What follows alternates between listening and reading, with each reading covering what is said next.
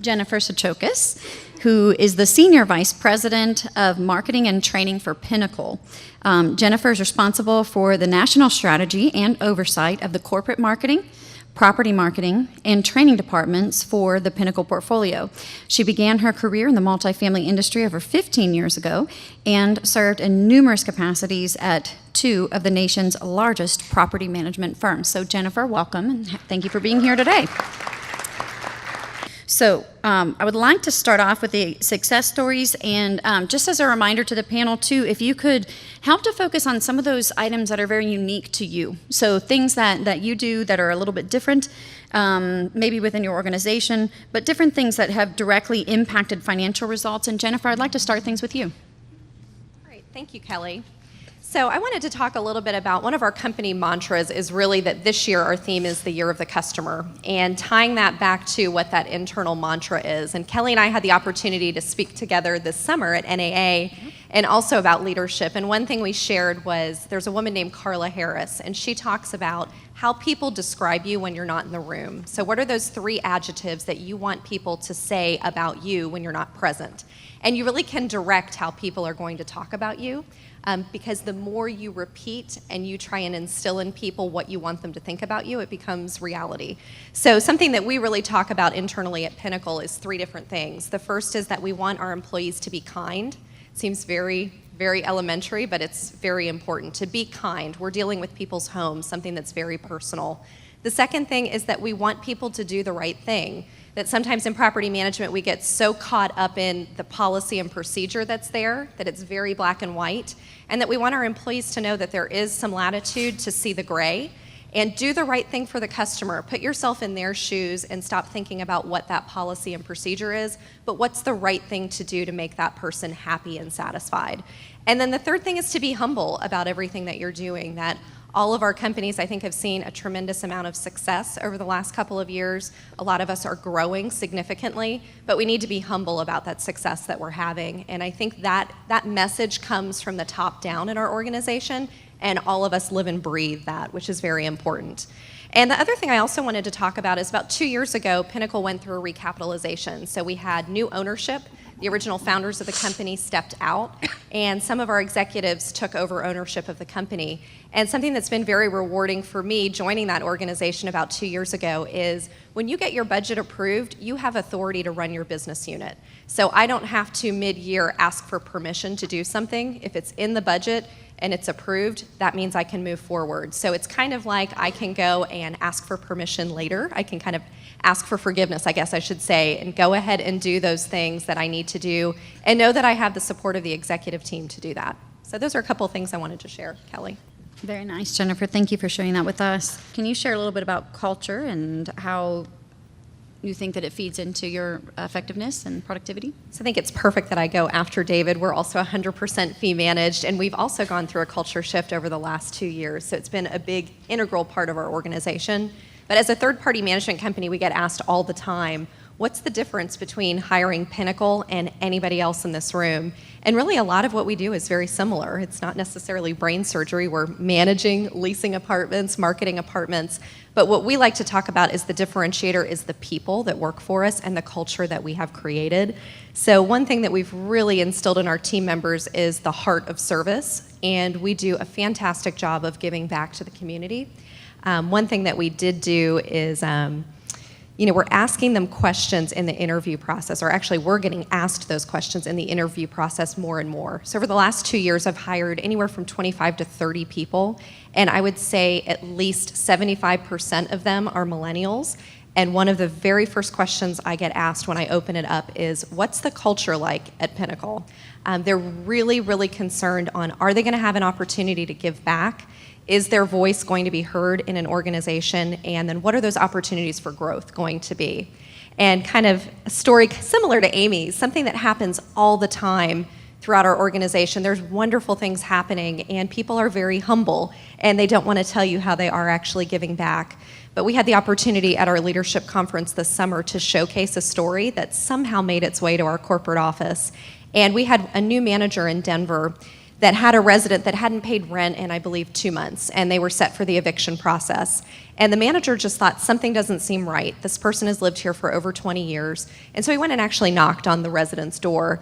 And the resident came to the door and he said, hey, just wanted to know what was going on. He invited him into his home, and he ended up telling him the story that his mother had passed away, and his mother was the one that was paying the rent. He was a vet, and he had a lot of health issues, and so he was unable to work. And it was this really awful story that he was going to get evicted, and he was not trying to make the manager feel bad. He was going to go along with it and try and sort things out, and if he had to live on the streets, that is what he was going to do. And the manager was really impacted by the story, and he didn't promise that resident anything, but he went home that night, and he formulated a plan to find housing for this gentleman. And it took a lot of time. I think it ended up taking him 3 or 4 weeks, and he had to go to that third-party owner and ask for permission to stop the eviction process and allow that person to live at the community while he found him a home. And they were able to coordinate through the VA and find him housing where he could also get help with his medical concerns. And he said it was the most rewarding thing that he ever did in his career. He still goes twice a week to visit that former resident. He takes him groceries, and it's something that, again, it's that heart of service. It's not anything that we ever asked him to do, but it's something that he felt compelled to do, because again, what I talked about is being kind to people, doing the right thing, and then being humble about it. And we were just grateful that we found out about it in the office, and we were able to recognize that employee for doing something above and beyond and really giving back to the community.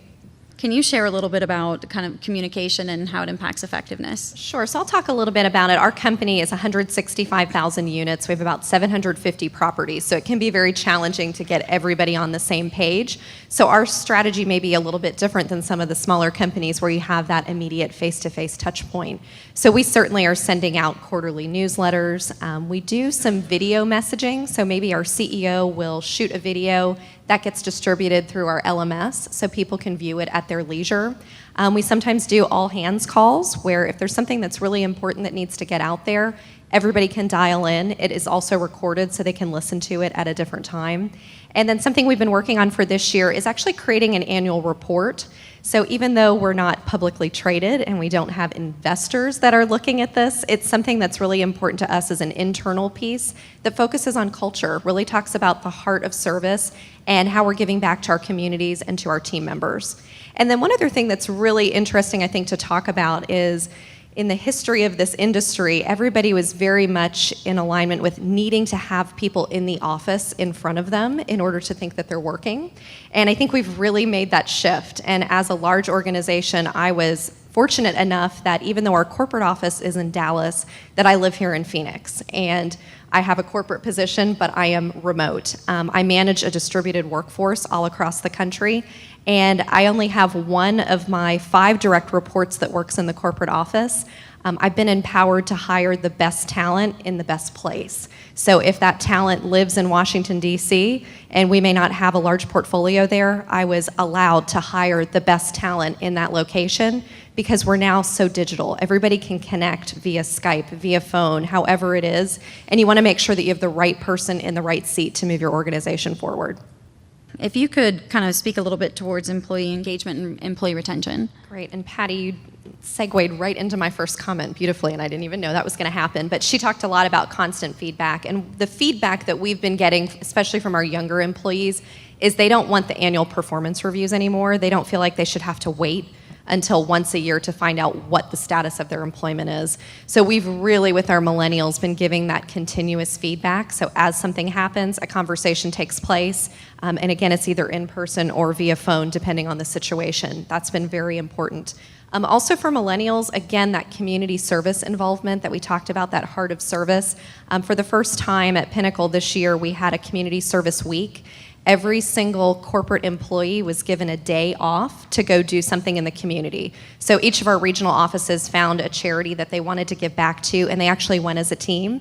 And it was something that was very motivating and very gratifying to our team members.